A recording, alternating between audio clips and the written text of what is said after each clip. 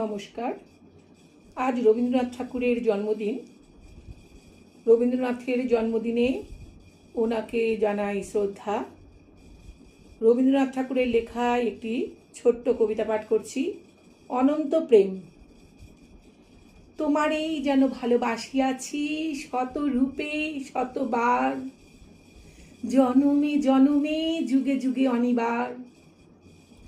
চিরকাল ধরে মুগ্ধ হৃদয় গাঁথিয়াছে গীতহার, কত রূপে ধরে পড়েছ গলায়, নিয়েছ সে উপহার।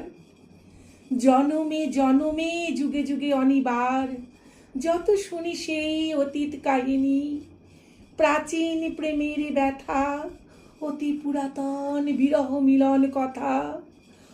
অসীম অতীতে চাহিতে চাহিতে দেখা দেয় অবশেষে কালের তিমির রজনী ভেদিয়া, তোমারই মূরতি এসে চিরস্মৃতিময়ী ধ্রুব তারকার বেশে।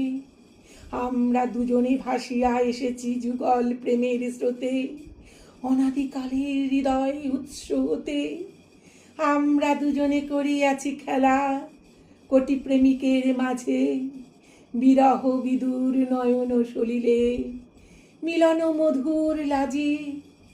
পুরাতন প্রেম নিত্য নতুন সাজে, আজি সেই চিরদিবসের প্রেম অবসান লভিয়াছে।